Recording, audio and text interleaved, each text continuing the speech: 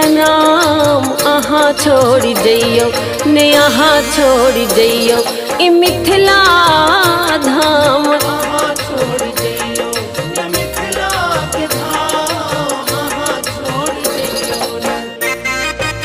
अहाँ सुन रहल छी कुमकुम मिश्रा YouTube चैनल के शानदार प्रस्तुति।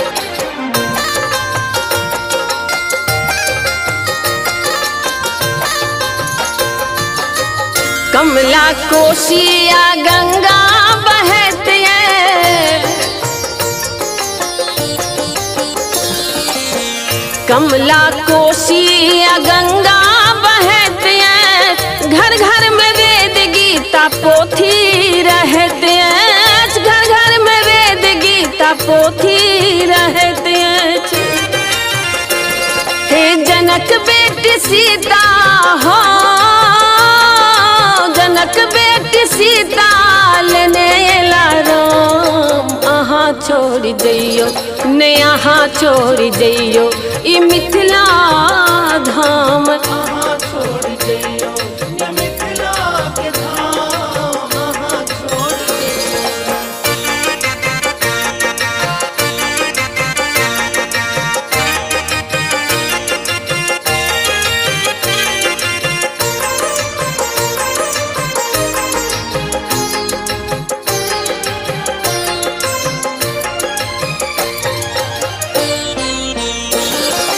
घर घर गोसाउनिक पीरी रहत अछि,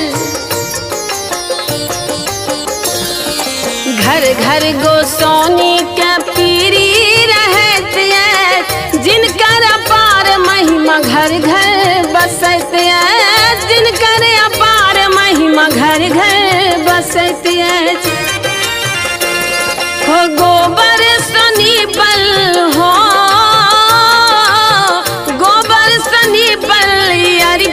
ललान अहाँ छोड़ जइयो ने अहाँ छोड़ जइयो ई मिथिला धाम अहाँ छोड़ जइयो ने मिथिला के धाम अहाँ छोड़ जइयो। अहाँ सुन रहल छी कुमकुम मिश्रा YouTube चैनल के शानदार प्रस्तुति।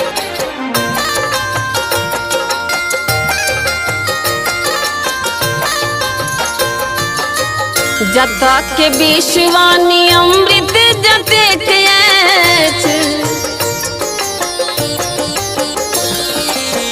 जतऽ के विश्वानी अमृत जतेक अछि, सेवा अतिथि सेवा मन में बसैत अछि, सेवा अतिथि सेवा मन में बसैत अछि। हो जतऽ बनी उगना हो, बनी उगना भेला गुलाम अहाँ छोड़ जइयो ने अहाँ छोड़ जइयो ई मिथिला धाम अहाँ छोड़ जइयो ने मिथिला के धाम अहाँ छोड़ जइयो।